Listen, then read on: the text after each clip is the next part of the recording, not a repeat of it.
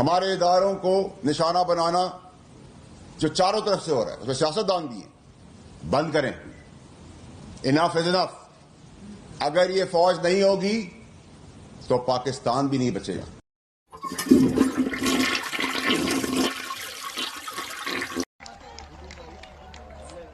ہاں، نواز شریف نے یہ ضرور کیا کہ اس نے کرداروں اور اداروں کے درمیان ایک واضح لکیر کھینچ دی ہے.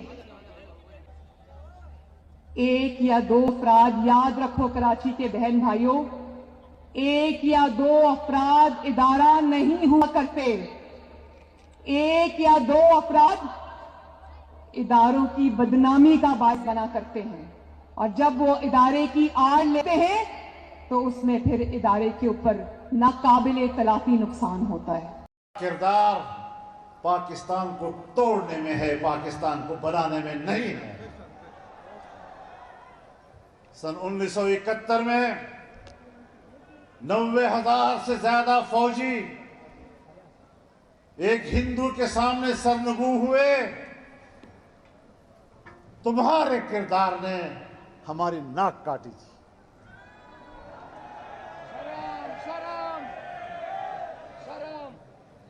تمہارے کردار نے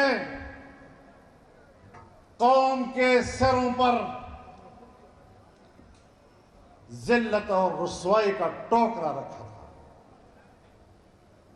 ہم بھی آپ کو جانتے ہیں اور آپ بھی ہمیں جانتے ہیں. آئین بنتا ہے، ٹوٹ جاتا ہے، پھر آئین ٹوٹتا ہے، اس کے بعد ملک ٹوٹتا ہے.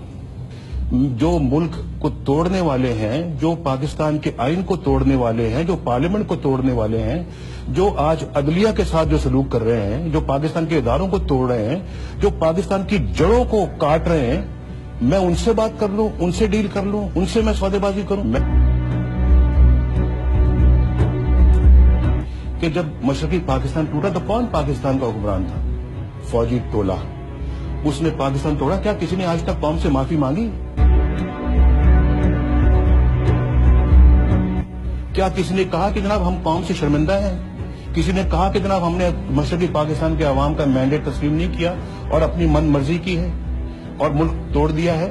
اور ملک توڑنے والے دیکھیں آپ، ستم ظریفی یہ ہے کہ ملک توڑنے والے فوجی جرنیل، ان کی لاشوں کو پاکستان کے جھنڈوں میں لپیٹ کر ان کو دفنایا گیا.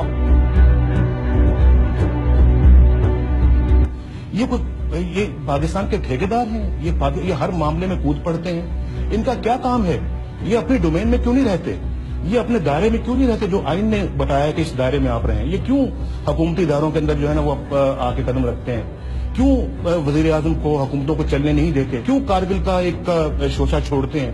کیوں پاکستان کے ایک جس نے ایٹمی پروگرام کی بنیاد رکھی اس کو پھانسی کے تختے پہ لٹکایا، جس نے ایٹمی دھماکے کیے، پاکستان کو ایٹمی قوت بنایا، اس کو ملک بدر کر دیا، اس کے خلاف اس کو گرفتار کیا، اس کو ہتھکڑیاں لگائیں، اس کو کال کوٹری میں بند کیا. آپ دیکھیے، آپ یہ بھی کہیں کہ جناب میری بہت ساری جنرلوں سے نہیں بنتی تھی.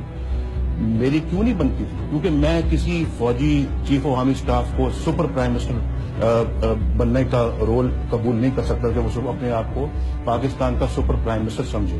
چیف آف آرمی اسٹاف کو سپر پرائم منسٹر بننے کا رول قبول نہیں کر سکتا کہ وہ اپنے آپ کو پاکستان کا سپر پرائم منسٹر سمجھے.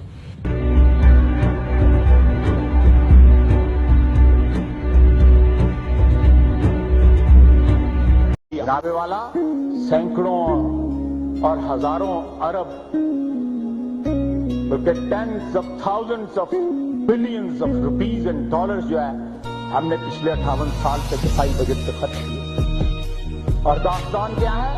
48، 65، 71، 84 اور 99.